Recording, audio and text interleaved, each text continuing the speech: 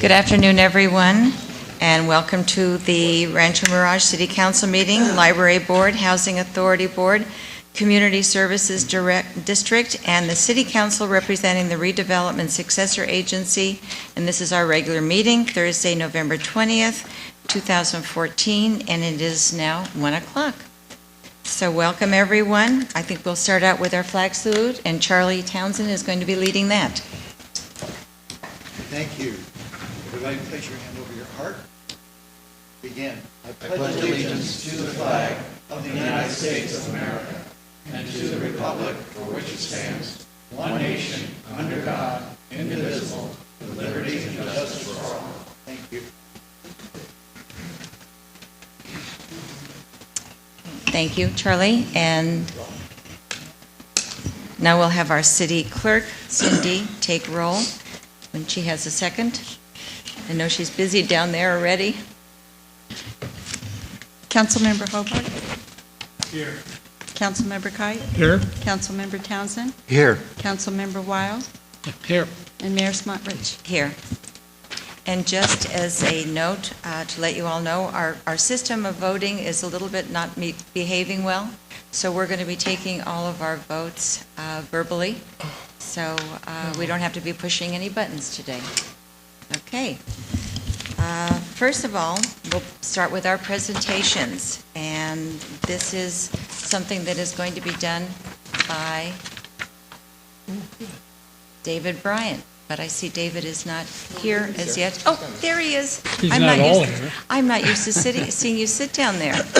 All right. Well, as David comes up to the front area, and he's going to be introducing all the members of our Cultural Commission, and he will say a few words about each of them or let them speak on their own.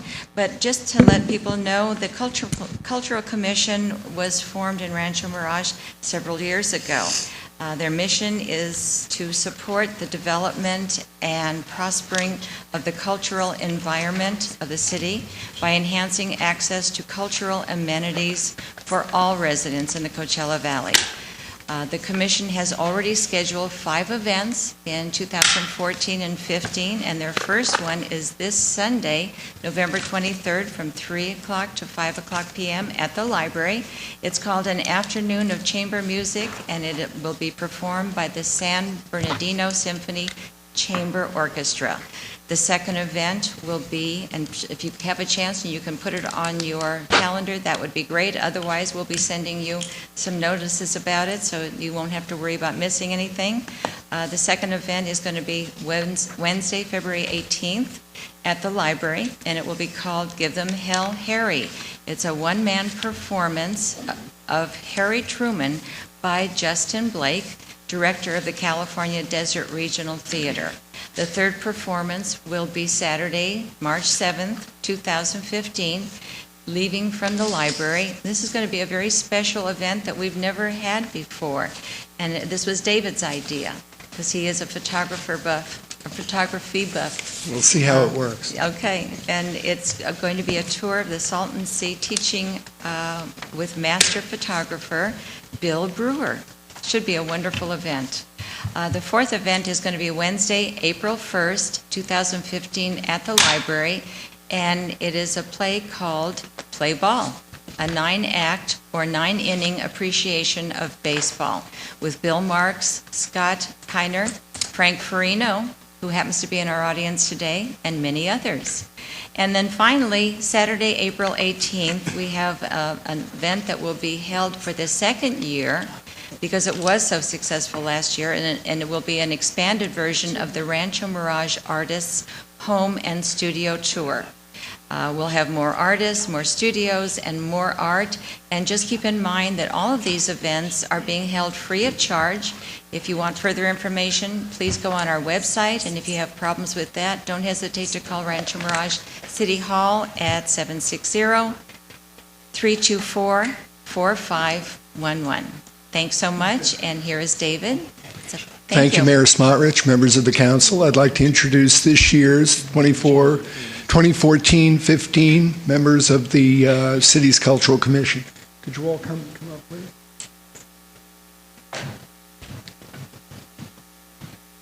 What a great group of people, full of imagination, ideas, and energy. We couldn't do any better. Thank you all, City Council members, for making such great appointments.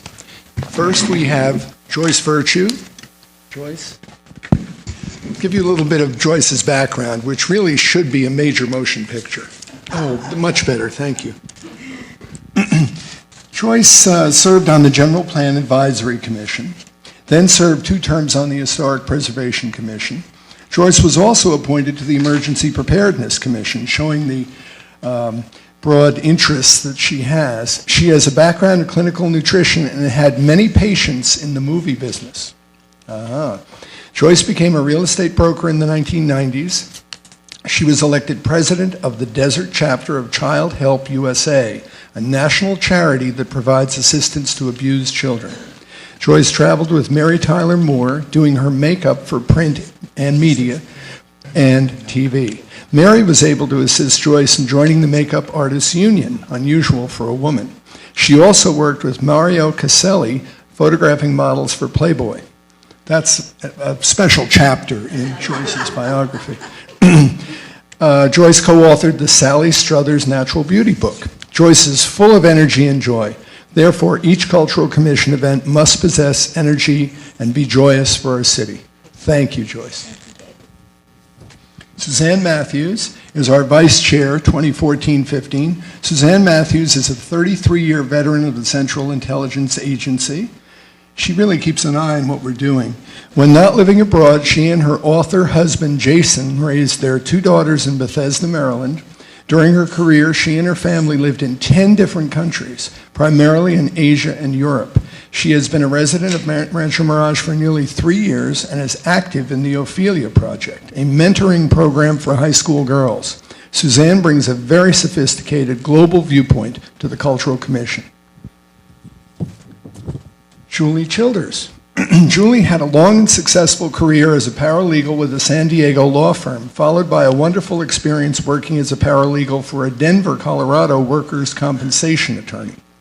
Upon arriving to live full-time in Rancho Mirage, she was recruited by her HOA at Country Club Estates to help with parties and celebrations. She loves tennis, visiting museums, and in 2015, Julie will serve as an ambassador for the Rancho Mirage Writers Festival to help create a memorable experience for authors and attendees. Julie will be our ambassador of fun. Julie brings a very practical, audience-centered viewpoint to the Cultural Commission. Frank Farino. Frank had a 10-year career with ABC News and Sports in New York and Los Angeles. He then segued into the music business for a 9-year stint with Dick Clark Productions, writing and producing syndicated music shows. Later, Frank transitioned to writing and producing primetime television, working on shows like Dynasty, Dallas, Falcon Crest, General Hospital, and others before semi-retiring to the desert to run his own marketing agency for the last 8 years. And I might add that last night at the library we had Marilyn Madness and Me, written by our playwright, Frank Farino, and a full house, and everybody loved it, Frank. Thank you. Frank has taught creative writing at UCLA and is a member of the Screen Actors Guild, the Directors Guild, and the Writers Guild, and generously brings his writing, his imagination, and programming ideas to the Rancho Mirage Cultural Commission. Sally Tradman. Sally grew up in Ohio, and we don't hold that against you at all.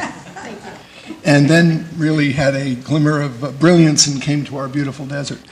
Sally had a satisfying career as an art teacher in several schools. She married her college sweetheart, and his career took their family all over the United States. They bought their Rancho Mirage home in 2001 because it is their favorite place.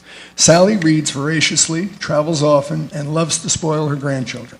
Sally insists on creating something every day, including paintings, greeting cards, or crafts. She brings great energy and an artist's touch to the work of the Cultural Commission. Ladies and gentlemen, this is our Cultural Commission for 2014-15. Thank you.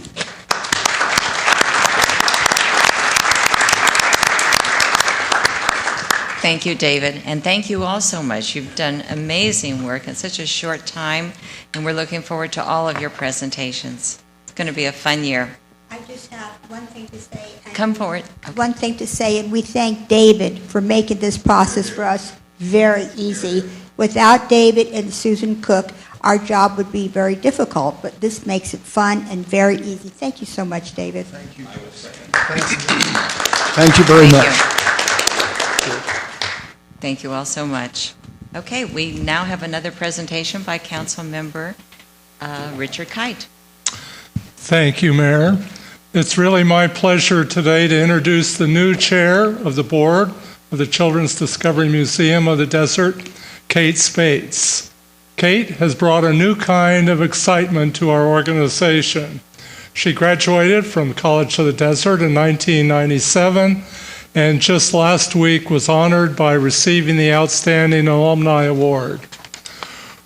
With a new executive director, Betsy Adamson, and a new chairman, the museum has begun a new direction. To tell you more about this new vision, here is our chairwoman of the board of directors of the Children's Discovery Museum of the Desert, Kate Spates. Kate, it's good to have you here. Thank you. Thank you for inviting us to speak, Mayor and fellow council members. I've served on this board for 3 years, and it's been a wonderful experience. I really enjoyed it. I want to bring up Betsy, our executive director, and Kyle Pong. She is our new education director, and also our fellow board member and treasurer, Brian Holcomb. We're going to be a gang up here.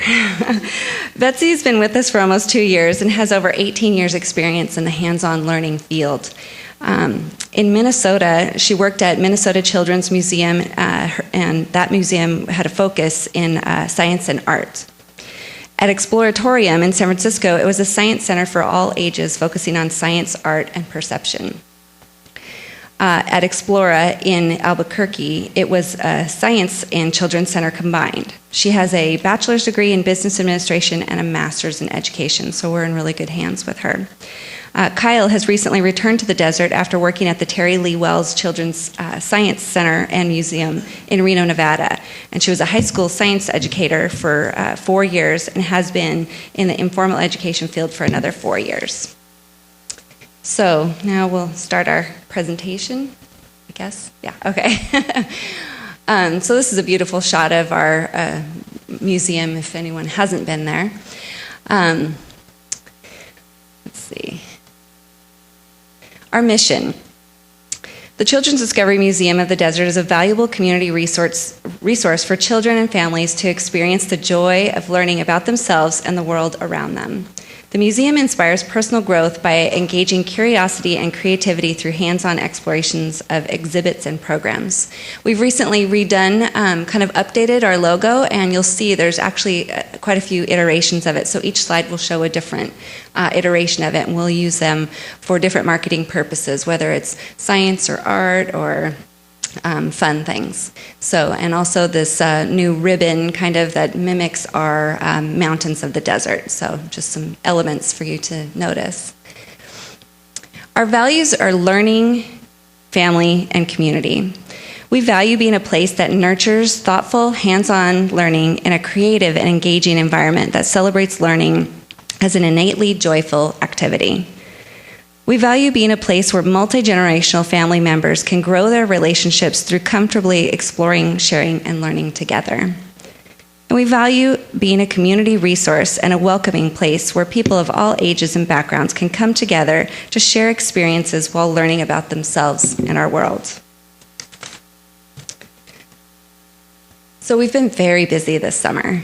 I'm the new board chairperson, and we have new partners, new strategies. Our organization is in great shape, and we're moving forward. There's been a really positive response to our new gift shop location. So what we did, we were closed for almost 4 weeks in September, which is typical. We typically close for 3 weeks, and we added an extra week because we did a lot. The store moved into the lobby, and that served two purposes. Our store was in a separate area and kind of didn't really get a lot of foot traffic. And also, a lot of times a volunteer would be sitting there by themselves. And so we really wanted to have this hands-on learning lab. And so that was sponsored by the Anderson Children's Foundation. And so I'll show you a slide on that as well. But bringing the store items into the lobby actually changed the whole feel when you walk in, and I'll show you pictures, but there was a really positive response to that. So we opened back up on September 27th to our free family day, which was sponsored by the city of Rancho Mirage, and we were so excited that 2,300 people came through those doors that day, and our store actually did really well. We had over $1,000 in sales, so we were happy about that. We also started new family memberships, and they've been very popular. This October, there were about 60% more new members than the previous year. So, thank you. Change is in the air, and thanks to the City of Rancho Mirage, we've been able to really put forward these physical changes, visitor changes, and program and exhibit changes, which we'll discuss. See this logo is kind of a fun pinwheel. Physical changes. There's new merchandise in new places. So that's a picture of the store inside the lobby. And we actually changed the direction, so when you come in and you're either a member check-in or you're paying the day rate, and now we send them out through the double glass doors, which opens up their exploration to either go into the new building, go down to the camp, play in the big open area or the garden, or go into the main exhibit building. And then they exit through the store. Kind of like Disneyland. That was our thought.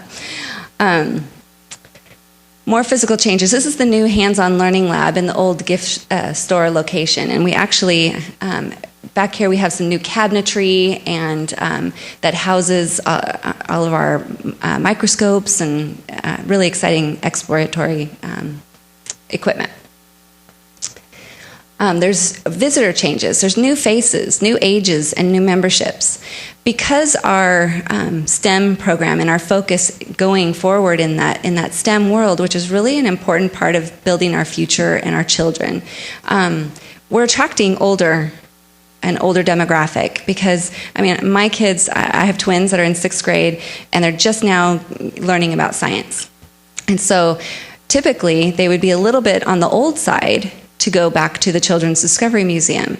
But because they're so fired up about science, and there's a place where they can explore and go with the microscopes and try all these fun experiments, there's a whole new reason for going there. It's not just going through the grocery store and playing in the dress up and painting the bug anymore for my girls. So as children get older, we see that, and we're trying to keep them and hold them as members and using the museum as a resource for them and their education. Program changes. We have free family events. These free family science nights have been wildly successful. But almost 3,000 people enjoyed the museum on that first free family day that was sponsored by you, the city of Rancho Mirage. The place was just packed. It was really exciting to see that, and just families and people who had never been to the museum exploring it and getting kind of fired up about it. Nurturing programs, or program changes with nurturing tomorrow's creative thinkers and leaders. These STEM programs, which is science, technology, and engineering and math, this is our new supply cabinet. We're really helping children embrace problem solving and learning and exploring and trying things and hypothesizing and seeing what happens when you do this and just trying it rather than being afraid of it. So they're enjoying those new programs. New exhibit changes. We've got some new puzzles in the new Dinosaur building, and they are really hands-on. They're actually quite challenging for adults too if you ever sit down. But they're just a quick puzzle, and there's several ways to go through them. So kids and adults are also really enjoying that. We couldn't have done it without the City of Rancho Mirage support, so we want to thank you. And I know Betsy has some things that she wanted to talk about, so I'll give the floor to Betsy. Thank you all for welcoming us here today. I've been here for nearly 2 years, as Kate mentioned, and we've really geared up for these older children, which is making a world of difference to us, and we hope to the community. We want to share the joy of learning to as many people as possible, and we don't want them to quit experiencing hands-on learning when they hit age 6 or 7. One of the reasons we're focusing on STEM education, as Kate mentioned, is because it is a national priority. But there are other reasons too. One, it lends itself to being hands-on, which is what we're all about, and that makes learning very fun. Another is it opens up new revenue streams for us. There's a good deal of funding for science, technology, engineering, and math now. And also, once we can help older kids, we open that revenue stream too. And we're able to help teachers with our STEM learning. And this is a big new initiative that Kyle's going to be a terrific help with. Starting in January, we're going to have classroom field trip programs. And thank you for all of the new equipment that you helped us purchase last year. Between the City of Rancho Mirage last year and the Anderson Children's Foundation, we purchased over $35,000 worth of new science equipment and furnishings. And that cabinet was just one of 4 that we have now filled with equipment. The council also helped kick off our free family science nights, which have been a huge success. And those are in addition to our free family nights, which you're funding this year. Last year was the the family science nights. That's picked up new funding. Thanks to the council, we were able to leverage the good work we did last year in your funding into new programs and revenue this year. And I know we're running out of time, so I'll wrap it up.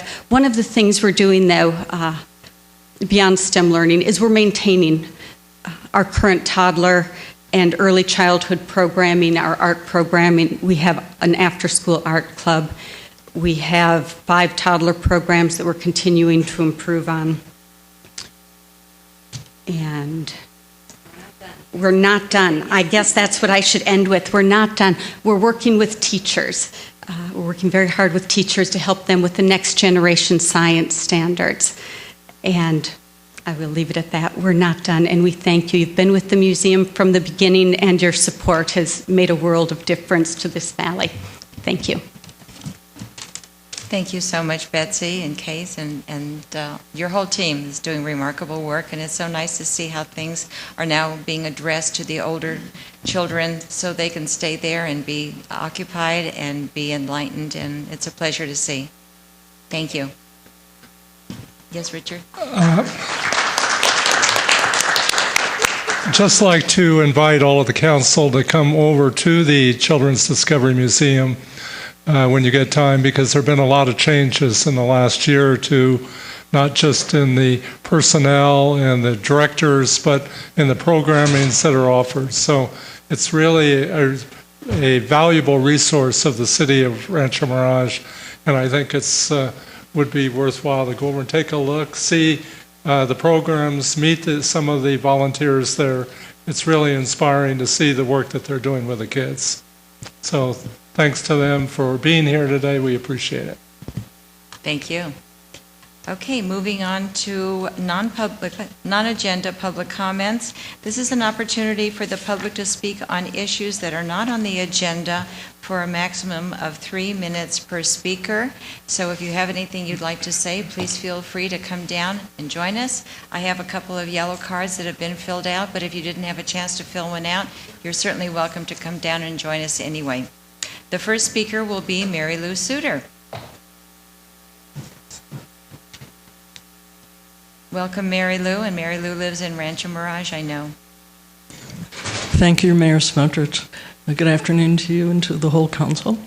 I'm a resident of the colony in Rancho Mirage, and if you will recall, several months ago, the council was so kind as to clarify for us one of the issues at the colony was to ensure that we had both an exit gate at the front and at the rear of the colony. So you were very helpful in that, and we're grateful for that. So I wanted to update you that currently construction is underway immediately south of the colony at Verlaine Estates. And the earth movers are out there scraping away at the dirt and big machinery. And I'm sorry I don't have my little son anymore. He's a grown man, but should he have been here at that time, but he'd be fascinated sitting out there all day watching this machinery. And the point I'm bringing to you today is that as I stand there at the gate, at the rear gate looking out, I'm keenly aware that I have the combination to that gate, as do all the members of our Emergency Preparedness Commission. Should we have an emergency in the colony, we can open that gate and go out. And they will be constructing a pathway for us. And we're grateful for that. And I guess my question to you at this point is that how will the pathway be maintained? That I'm unaware of how that will happen. People have asked me. So I thought, well, since Verlaine Estates is on the agenda today, I would bring the question to you and see if you have a response or if it's something I could find out somewhere else from City Hall. So thank you very much. Thank you, Mary Lou.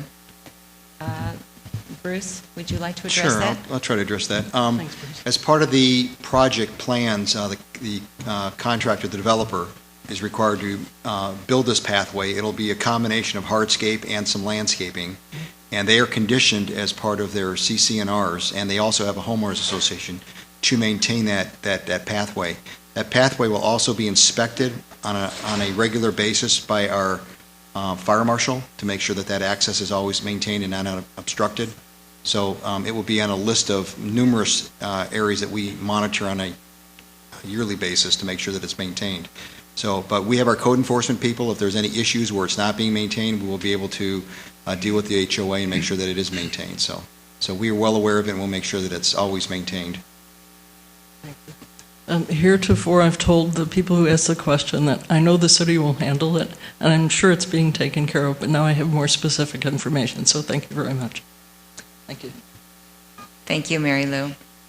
It's always good to have these questions brought to our attention, and we can answer them and set everyone's mind at ease. Thank you. The next speaker is Dave Thornton. I believe that's how you pronounce it. Welcome to our podium. And please state the city in which you live. Thank you, Mayor. My name is Dave Thornton, and I live in the city of La Quinta.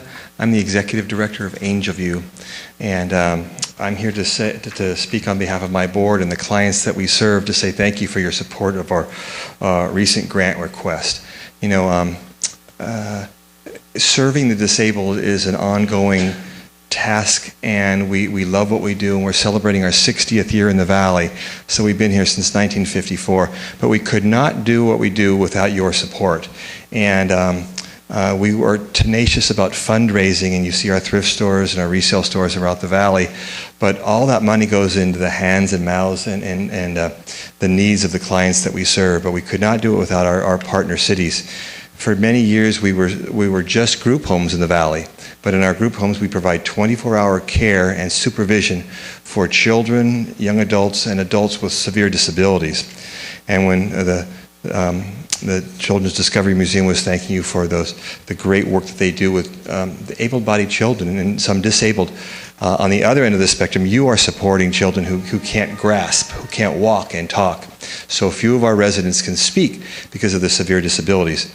And we used to discharge people when they would reach a certain age, but we decided, wait a minute, they need continual life care all throughout the spectrum of life. We don't warehouse children or adults. We get them out in the community. Sometimes you will see them out at Pegasus riding or at the mall or at a parade in the Valley here.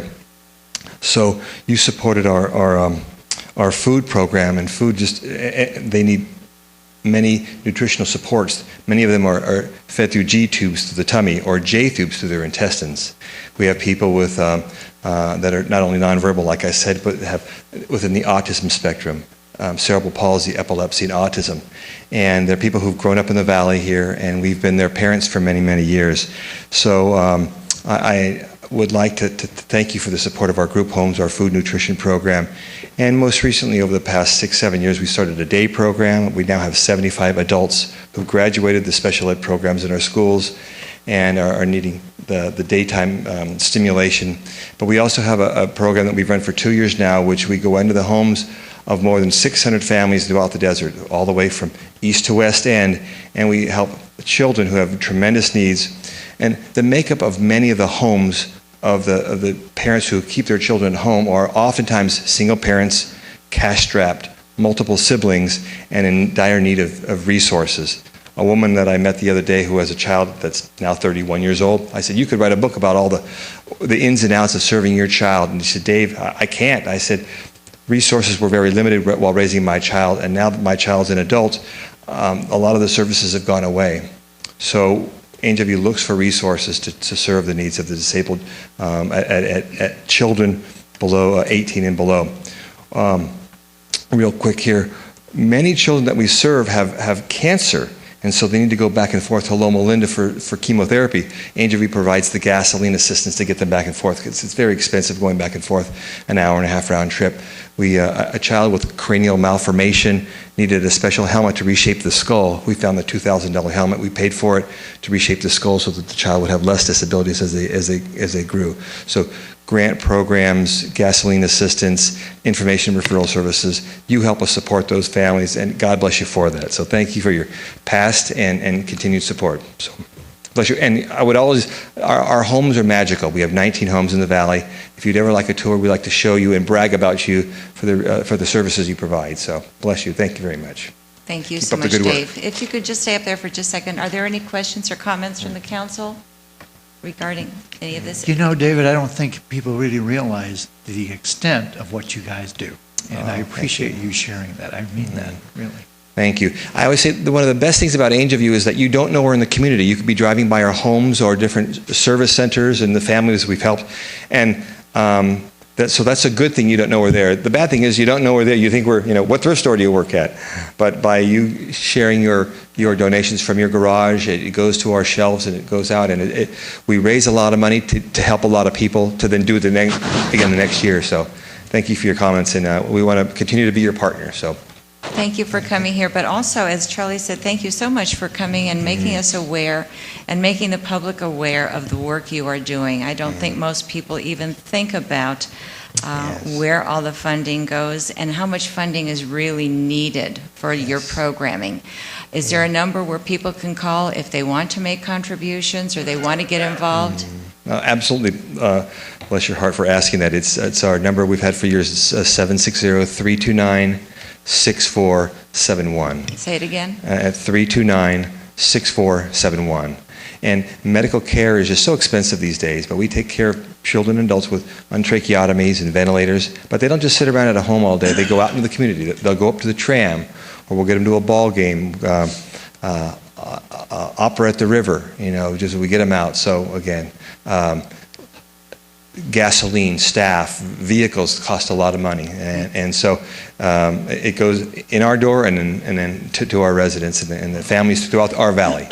So thanks again for your great questions and comments. Yes, you are doing incredible work, and I know we've been to the mall a couple times and seen groups of children there interacting, having lunch, and it's such a pleasure to see them out and about and learning how to take care of themselves and to interact with the public.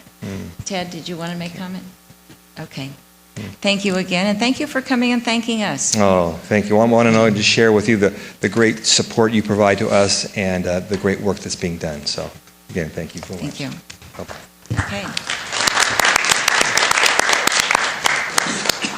Okay. Well, that's the end of our public comments. So the public comments are now closed. Moving on to City Council comments. Is there anyone that wanted to speak on an item? I'd be glad to. As most everyone knows, the City of Rancho Mirage has a vacation rental ordinance. It was passed some months ago. And after it was passed, a challenge to a provision of it was made in court. The provision is that which requires that whoever rents a home, there be at least one person who's age 30 or older who is designated as the responsible party. A challenge to that was made in Superior Court here in Riverside County, and it was defended. Our side was defended by Steve Quintanilla and his law firm, and we are pleased to report that the case has now finally been dismissed, and we have prevailed on all points, so that our ordinance, which does require that there be somebody at least age 30 in the group to whom the owner is renting, that survives and will continue to survive, and we hope that that will help provide at least comfort to those residents who are nearby to vacation rentals. And we remind them that if they'd like to have telephone numbers to raise complaints or issues, simply call Robert Barrett or Mike Shalangi at City Hall, 760-324-4511, and they will give you all the information you need. But we've prevailed, and congratulations, Steve, to you and your law firm.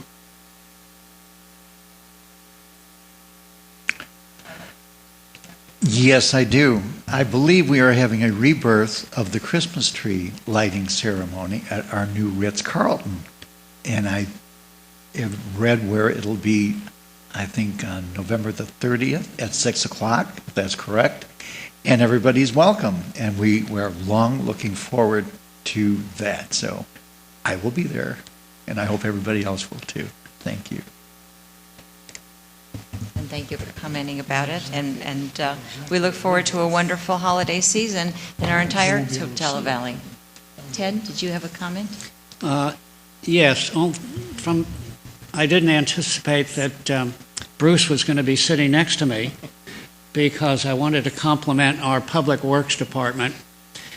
At the last City Council meeting, we had a number of people here that had talked about the street light at Los Alamos and Gerald Ford.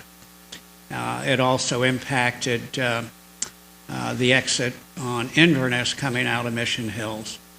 There had been 3 or 4 or 5 accidents as a result, and there was concern about the line of sight making a left turn. We as a council listened. Bruce Harry, who was Director of Public Works, paid attention. The meeting lasted about 4 hours, the council meeting, and by the time that council meeting was concluded, that light had been changed and the problem corrected. And my hat's off to the Public Works Department as a whole. Kudos to you, but it also shows, I believe, the sensitivity of not only the City Council, but how we view the safety and well-being of our residents. So hats off to you, Bruce, and thank you for being so responsive. Thank you, Ted. Okay. Brief Richard, comment? Go ahead. Okay. Good news for the city of Rancho Mirage. This last Tuesday, it was announced at an LPGA press conference that the new title sponsorship for the former Kraft Nabisco Dinah Shore Golf Tournament had been secured. All Nippon Airlines, the 9th largest airline in the world by revenues and the largest in Japan by passenger numbers and revenues, had agreed to a 5-year commitment to the title sponsorship for the city's signature event. The tournament will be rebranded the ANA Inspiration and will be held at Mission Hills Country Club March 30th through April 5th. It was also announced that the 2015 purse size will be increased from $2 million to $2.5 million. Traditions such as the leap into Poppy's Pond, the presentation of the champion's robe, and the name of the Dinah Shore Trophy will remain unchanged. Gabe Cotting, the tournament director for this tournament, will be attending our next City Council meeting on December 4th to share with us the details of this agreement and the improvements that we can expect to experience at the 2015 tournament. Remember that date again, March 30th to April 5th. It'll be a great tournament, and we invite all of the residents in the valley to come out and see the changes and see great golf.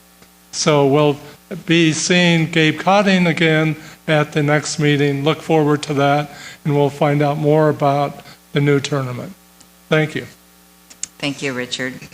Okay, we will now close council comments and move on to the minutes.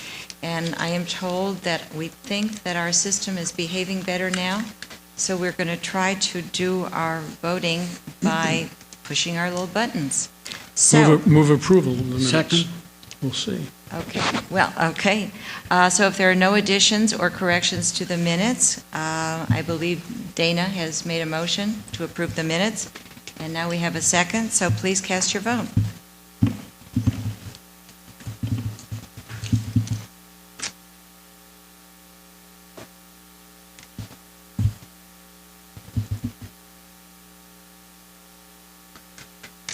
Okay, well, how about if we just It's do it? perfect so It's far. perfect. Could we Okay. just have a Aye. So we're going to take a voice vote, and all those in favor say aye. Aye. All those opposed? Okay, motion passes, and the minutes are approved. Okay, moving on to the consent calendar, and this is going to be presented by Bruce Harry from our Public Works Department, but if there are any items on our consent calendar that someone on council or from the public wish to have pulled, now would be a good time to mention it. Otherwise, we will move on to our council comments. Go ahead. We're all set. Okay, thank you, Madam Mayor, members of the council. The first item is to waive full readings of ordinances introduced or adopted pursuant to this agenda. Item number 2 on your consent calendar is the second reading of ordinance number 1087.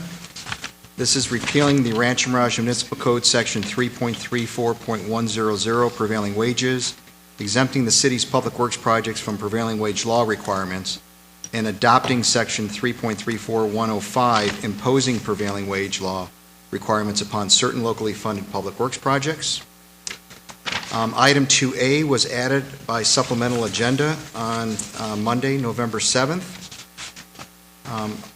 Item number 2A is the second reading, amending Section 17.28.100, the sign program of Title 17 of the Rancho Mirage Municipal Code, to create sign program exceptions for planned commercial projects greater than 15 acres in size, per the Zone Text Amendment case number ZTA 14001.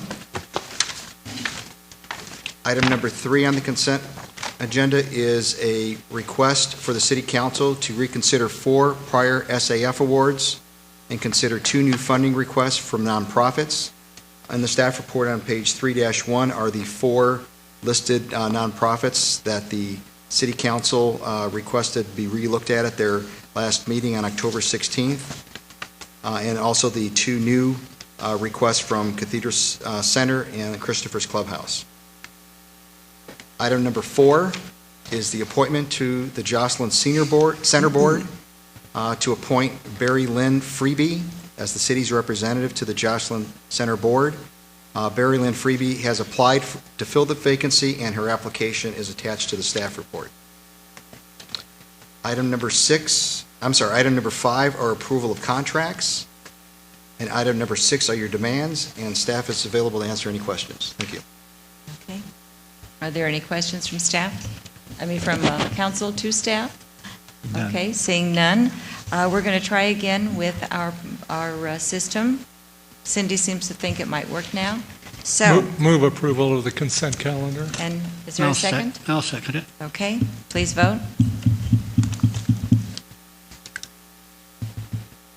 Hooray. There we are. Yes, okay. Motion carries 5-0. Technology survives. Yes, it's great when it works. Way to go, Cindy. Thank you. Okay, Thanks, IT. okay. All right, moving on to the public hearings. And number 7 on our agenda is Community Facilities District Number 1 annexation for Verlaine Ventures, and this is going to be taken care of by Bruce Harry again. Thank you, Madam Mayor. This public hearing today was set on October 16th by the City Council. This public hearing is to conduct an election regarding the creation of a CFD for police and fire services for annexation area number 163. The attached resolution would accomplish this. The proposed annexation to the CFD is located on Verlaine Drive between Sunny Lane to the south and Palmview Drive to the east. The annexation area is approximately 6.96 acres in size. It includes 17 single-family residential lots, and the annual CFD revenue anticipated for fiscal year 14-15 is $6,687.80. It's now, it would be appropriate to open up the public hearing, take public testimony. After the public hearing is over, if there is no protest, the council can go ahead and adopt the resolution as presented. Thank you. Thank you, Bruce. Are there any questions from council? No. Okay, we'll open up the public hearing if there are any questions or comments from the public. Seeing none, we'll close the public comments and we shall vote on this. So, Bruce, I have a question. Okay. Does the area which has the homes already built, are they included in the CFD? Now, they were included in the prior track that was approved. It was a phased map. They were included in the prior track that was done by Rick Johnson. Okay, thank you. any other questions? Okay. So, do we have a motion and a second?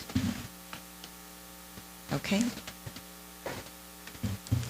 Can we do this? I see there's an A, B, and C, so we can do it with one motion. Okay, so then I will make the motion that the City Council adopt the resolutions listed below. A, resolution number 2014, next in order, declaring the annexation of territory to an existing CFD and authorizing submittal of levy of special taxes to the qualified electors.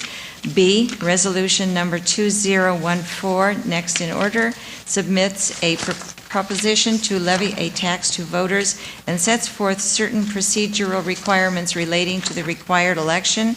And C, resolution number 2014, next in order, declares the results of the election. So, I will second that. okay, we have a motion and a second. Please vote. Motion passes 5-0. I have a comment. Okay, Steve would like to comment.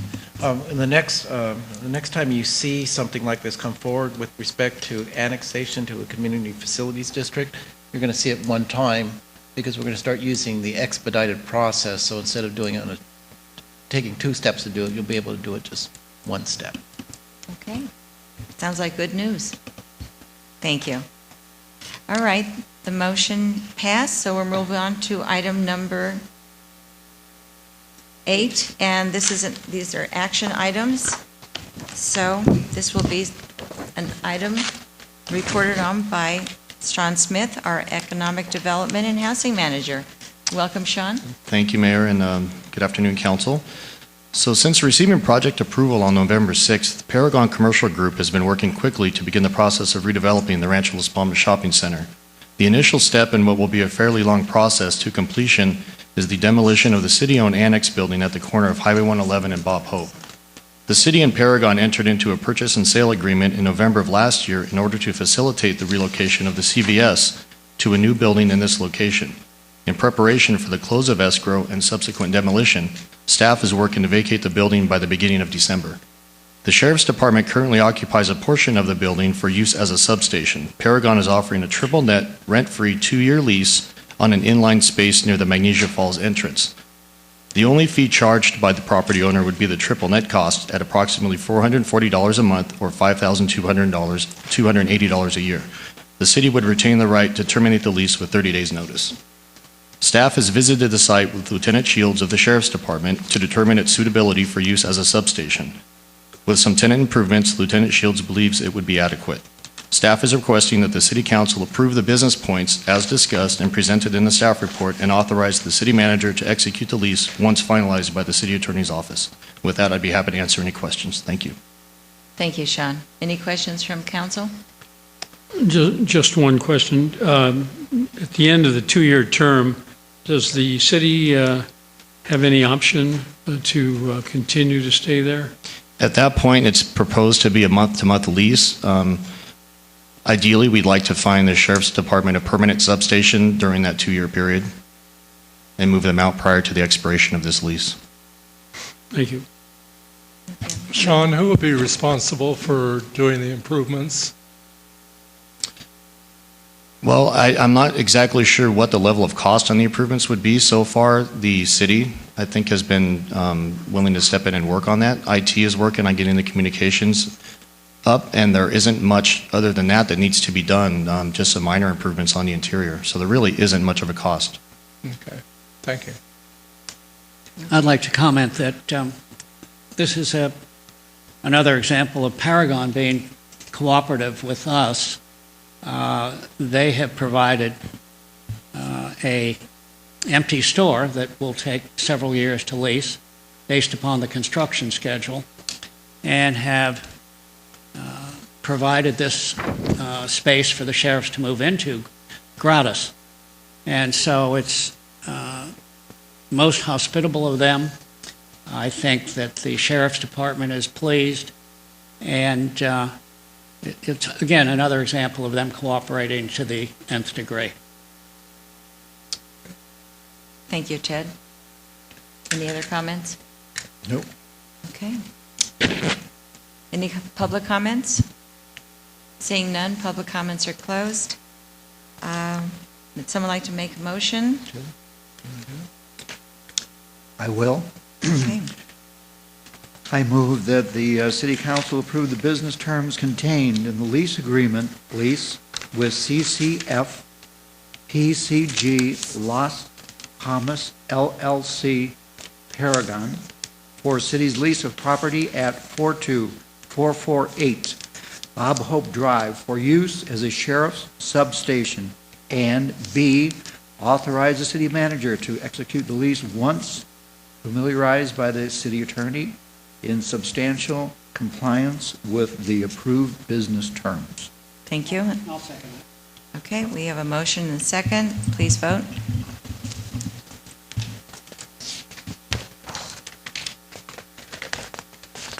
Motion carries 5-0. Thank you so much.